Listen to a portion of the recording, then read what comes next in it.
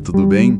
Este é o episódio de número 282 de O Fichamento. Nesse episódio vamos conversar sobre a tese de doutorado VTNC, Discursos Violentos no Instagram, de autoria de David Pérez Retana.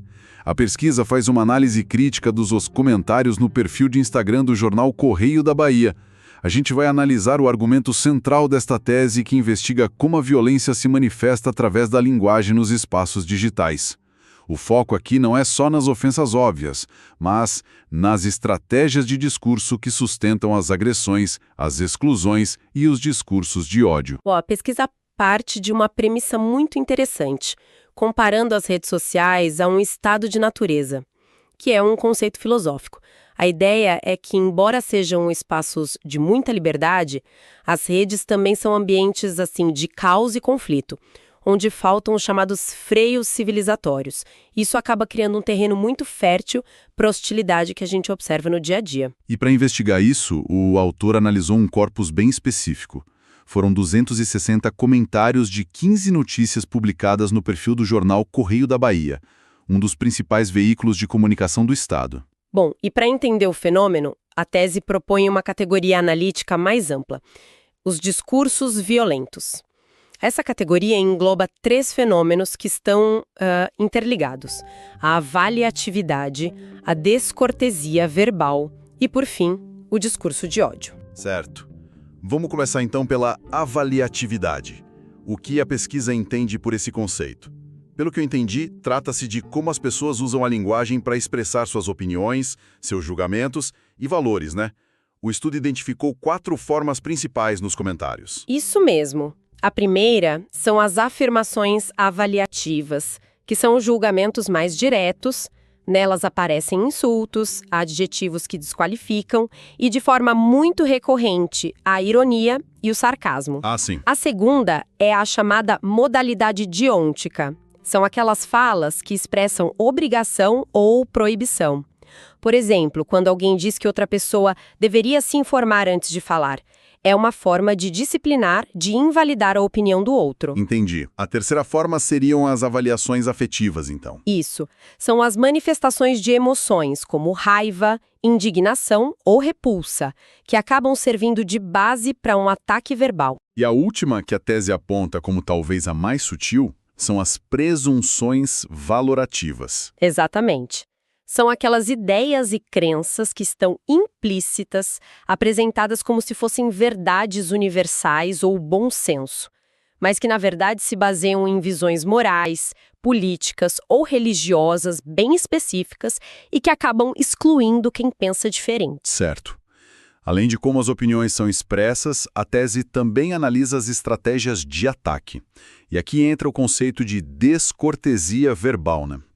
A ideia é que existem táticas específicas usadas para atacar a imagem social do outro, o que os pesquisadores chamam de face. Isso. A pesquisa destaca 2 estratégias muito frequentes. Uma é o uso da ironia e do sarcasmo, que permite atacar de forma velada. Isso dá ao agressor a possibilidade de negar a intenção de ofender. Afinal, só uma brincadeira. Uma agressão com rota de fuga. Perfeito. E a outra, que é a forma mais extrema, é a descortesia de fustigação. O termo fustigar já é bem forte. Ele remete a açoitar, a bater com força. E como essa fustigação se manifesta nos comentários? Bom, ela aparece através de insultos explícitos. Ataques ad hominem. Que são aqueles que atacam a pessoa e não o argumento dela. Justamente. E também xingamentos, linguagem depreciativa. O objetivo aqui não é só vencer o debate, mas é humilhar e principalmente silenciar o outro participante. É aqui que a coisa começa a escalar de uma forma bem perigosa. Sim, porque a tese mostra como essas avaliações negativas e esses atos de descortesia podem se transformar em discurso de ódio.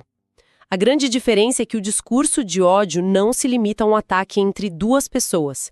Ele mira um grupo inteiro. E a pesquisa utiliza um conceito bem interessante para isso, a vitimização difusa. Ou seja, um ataque que é direcionado a um indivíduo pode ser sentido por todo o coletivo que essa pessoa representa. Isso.